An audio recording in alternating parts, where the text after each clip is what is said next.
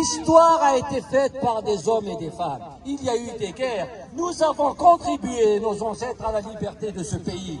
Parlons-en, la tête haute, et nous sommes fiers. Moi, je suis fier de vivre dans ce pays.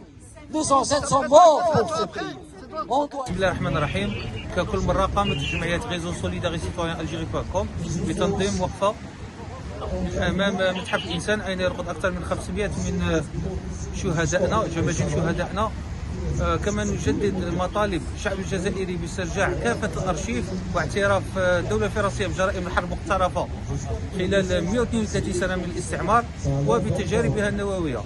كما نجدد دعمنا للدولة الجزائرية ونندد باستعمال الجالية الجزائرية بفرنسا كوسيلة ضغط على الدولة الجزائرية.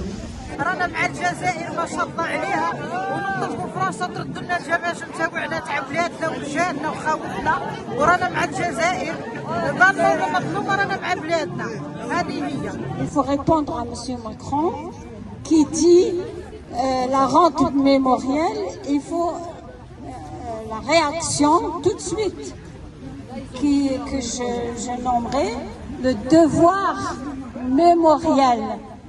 Salam alaikum wa rahmatullah. Je pense qu'on m'a vu à la télé en 2018, c'était du coaching, j'étais en Algérie.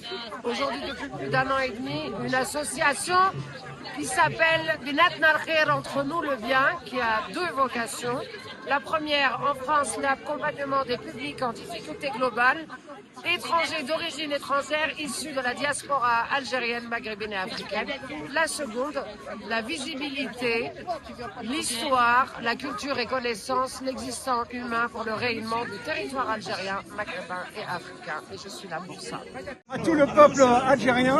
Alors aujourd'hui, on est là pour réclamer les crânes qui sont au musée de l'homme ici, qui ont toujours été là, et on va essayer de mettre la pression pour dire que c'était un scandale. Il n'y a pas de mots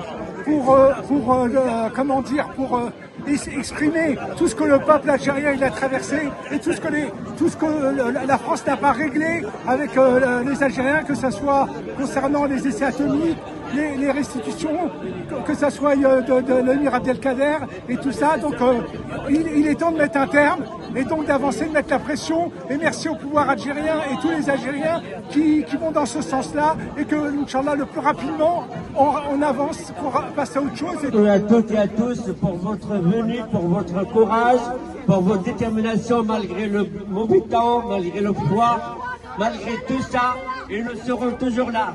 Et je vous rappelle, n'oubliez pas que à peu près dans 1 mois, c'est le 19 mars, n'oubliez pas que le 19 mars c'est une date très importante, et c'était une des premières où nous nous sommes retrouvés à Colonel Fabien, au métro Colonel Fabien, le 19 mars à une certaine année, je crois 2021. Salam alaikum. Aujourd'hui, si on est présent au musée de l'homme, c'est parce qu'il y a des vérités qu'on ne peut plus taire et des injustices qu'on ne peut plus accepter. Pendant trop longtemps, des restes humains algériens ont été conservés ici comme de simples objets scientifiques.